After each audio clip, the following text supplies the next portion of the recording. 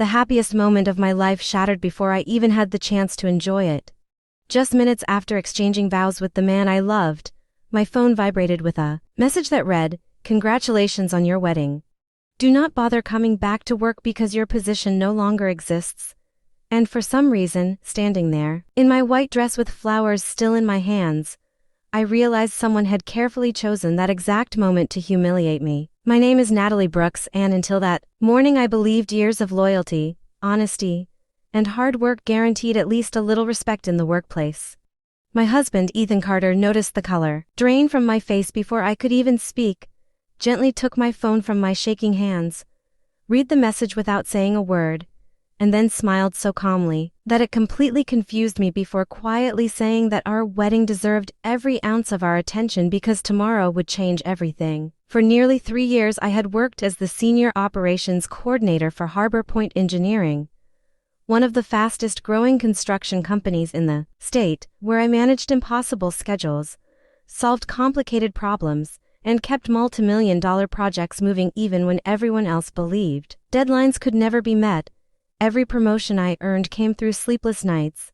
endless determination, and a refusal to quit, while my reputation grew because clients trusted my judgment and coworkers knew I never walked away from a challenge no matter how difficult it became. My childhood shaped the woman I eventually became because my parents owned a tiny neighborhood hardware store where every dollar mattered and every promise had to be honored if people were going to return. Watching them struggle through difficult years taught me that integrity was worth far more than easy money, so I carried those lessons into college,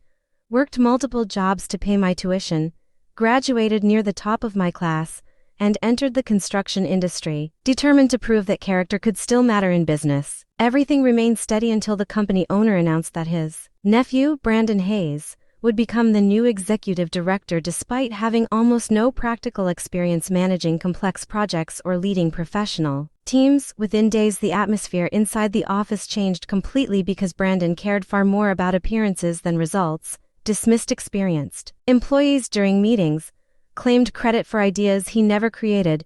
and quietly treated anyone more capable than himself as a personal threat. The tension between Brandon and me became impossible to ignore as the weeks passed because every successful project I completed seemed to make him more resentful instead of appreciative, and he constantly searched for excuses to question my decisions in front of clients even though he privately depended on me to repair every mistake he made. I slowly realized his confidence was only an act designed to impress his influential uncle, while behind closed doors he relied on my experience to keep the company from falling into complete chaos. During that stressful period, Ethan became the one place where I could finally breathe because he never judged my frustrations or encouraged revenge, choosing instead to listen patiently while reminding me that the truth always survives longer than deception. He worked as a senior structural compliance inspector for the state, and although we rarely discussed confidential details of our jobs, he occasionally mentioned noticing unusual paperwork from several large construction companies, without ever revealing names or sensitive information. As our relationship grew stronger, we planned a modest wedding surrounded by close family and lifelong friends because neither of us cared about expensive decorations or extravagant celebrations, when what truly mattered was beginning our future together with honesty and peace. Looking back now, I believe Brandon deliberately waited for that exact day to fire me because he wanted my happiest memory to become permanently connected with humiliation. Believing I would never recover from the embarrassment he carefully planned. The wedding reception continued with music, laughter, and smiling faces, but hidden inside my purse my phone refused to stop ringing as dozens of missed calls piled up from coworkers, longtime clients, and unfamiliar numbers that I ignored without hesitation because I refused to let anyone steal another minute from the happiest day of my life. Late that evening, after most of our guests had left, I finally listened to a voicemail from company founder Richard Hayes, whose normally confident voice sounded strained as he urgently begged me to return his call because Brandon had acted without permission, and the entire business was suddenly facing a crisis no one else knew how to solve. Before I could even process everything I had heard, Ethan quietly admitted there was something important he needed to tell me because several building proposals submitted by Harbor Point Engineering had recently raised serious concerns during official compliance reviews, and many of those questionable revisions carried Brandon's signature rather than mine. The pieces instantly began fitting together inside my mind as I realized my dismissal had not simply been an act of jealousy, but the beginning of a much larger disaster that threatened the company, its reputation, and perhaps even the safety of countless people who would one day trust those buildings with their lives. The following morning, while Ethan and I were enjoying breakfast before leaving for our honeymoon, I finally returned Richard's call because I wanted to hear the truth directly from the man who had once promised that my future at Harbor Point Engineering was secure as long as I remained committed to excellence. His exhausted voice cracked with frustration as he admitted Brandon had dismissed me without approval.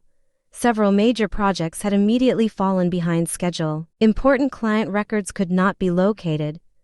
and the leadership team had discovered that I was the only employee who fully understood the project management system I had personally designed over 3 years. I listened quietly without interrupting because for the first time since receiving that cruel message, I realized I no longer felt powerless or afraid of losing my career. Richard repeatedly apologized and offered to double my salary if I would return immediately, but I calmly explained that respect could never be restored with money alone because trust, once deliberately destroyed, required far more than a larger paycheck to rebuild. Instead of cutting our honeymoon short, Ethan convinced me to keep our original plans because allowing someone else's selfish actions to steal our happiness would only reward the people who wanted to hurt us in the first place. As we spent peaceful days walking along quiet beaches and watching breathtaking sunsets, my phone continued filling with desperate messages from executives, project managers, and longtime clients who suddenly understood how much unseen responsibility I had quietly carried without asking for recognition. During one relaxing afternoon beside the ocean, Ethan finally shared everything he had legally been allowed to document through his work, explaining that inspectors had discovered multiple construction plans containing unauthorized design changes that reduced safety standards in order to lower project costs and increase company profits. Every suspicious revision pointed toward decisions made after the engineering teams had completed their approvals, leaving Brandon and a small group of executives under growing suspicion while my own records clearly proved I had never participated in those dangerous alterations. By the time our honeymoon ended, my disappointment had transformed into determination because I no longer wanted my future tied to a company that had sacrificed integrity for personal ambition. Before our flight landed back home, I had already completed the first draft of a business plan for my own consulting firm, promising myself that I would spend the rest of my career helping organizations build systems where honesty, accountability, and public safety could never again be destroyed by the arrogance of one powerful individual. The morning after we returned home, I officially registered my new company, Summit Integrity Consulting, with a mission to help engineering firms, developers, and government agencies create transparent project management systems that could never be manipulated behind the scenes. Less than an hour after the public registration became official, my phone rang again, and the name on the screen belonged to Richard, whose voice carried equal parts desperation and hope as he pleaded for one final opportunity to convince me to work with Harbor Point Engineering. I thanked him for believing in my abilities years earlier, but I explained that my future would never again depend on someone else deciding whether I deserved respect, because I intended to build something that reflected my own values from the ground up. Richard then offered an extraordinary consulting contract worth several times my former salary, yet I politely declined after explaining that my first commitment had already been made to the State Office of Infrastructure Compliance, where my experience would be used to strengthen safety standards for construction projects across the entire region. Only a few weeks into my new role, I began reviewing approval procedures that had remained unchanged for years, and it quickly became obvious that several loopholes allowed dishonest managers to alter important documents after engineers had already signed their final reports. Working alongside experienced inspectors and legal specialists, I helped create an entirely new digital verification process that permanently recorded every revision, every approval, and every responsible employee, making it nearly impossible for anyone to secretly modify structural plans without leaving undeniable evidence. The new verification system immediately uncovered serious irregularities connected to several major developments previously handled by Harbor Point Engineering, forcing state investigators to reopen files that had already received preliminary approval before the hidden changes were discovered. As investigators carefully compared the original engineering documents with the altered submissions, they uncovered overwhelming evidence that Brandon had knowingly approved unsafe design modifications to reduce expenses, exposing hundreds of pages of records that contradicted his public claims of responsible leadership. News of the investigation spread rapidly throughout the construction industry, causing investors to withdraw funding, important clients to cancel contracts, and business partners to distance themselves from Harbor Point Engineering before additional damage could reach their own reputations. While Brandon was removed from his executive position and became the subject of multiple professional investigations, I watched everything unfold with mixed emotions because I had never wanted revenge against another person, only the reassurance that honesty could still overcome deception when enough people chose to protect what was right. Several months later, Summit Integrity Consulting had grown far beyond anything I had imagined because municipalities, private engineering firms, and independent developers all wanted stronger compliance systems that protected both public safety and professional accountability. Ethan often smiled when he watched me lead meetings with the same confidence that had once been ignored, reminding me that losing one job had quietly opened the door to a future neither of us could have dreamed of. On our wedding day, nearly 1 year after my dismissal, I received an unexpected handwritten letter from Richard asking if I would meet him one final time, explaining that Harbor Point Engineering had completely replaced its leadership team, adopted strict ethical policies, and spent months rebuilding the trust it had lost. Curiosity eventually outweighed my hesitation, so I agreed to meet him inside a quiet conference room where the company had once celebrated successful projects, only to discover that Richard was not alone because Brandon was waiting beside him with a very different expression than the arrogant man I remembered. Brandon stood before I even reached the table and admitted that jealousy, pride, and insecurity had driven every terrible decision he had made, explaining that he had spent the past year completing ethics training,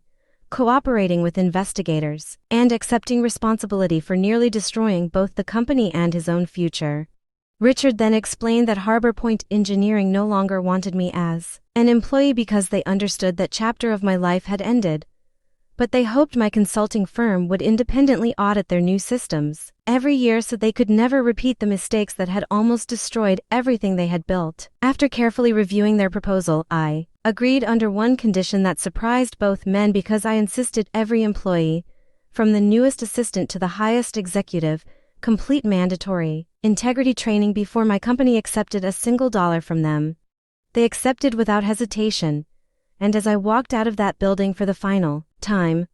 I realized the greatest victory had never been watching someone else fail, but discovering that success built on honesty could never be taken away by envy, manipulation, or fear because true character always outlasts temporary power. As I drove home, I felt grateful that one painful message sent on what should have been the happiest day of my life had ultimately guided me toward a future filled with purpose, freedom, and genuine respect instead of constant anxiety and silent compromise. Please subscribe to our channel and share this video with your friends.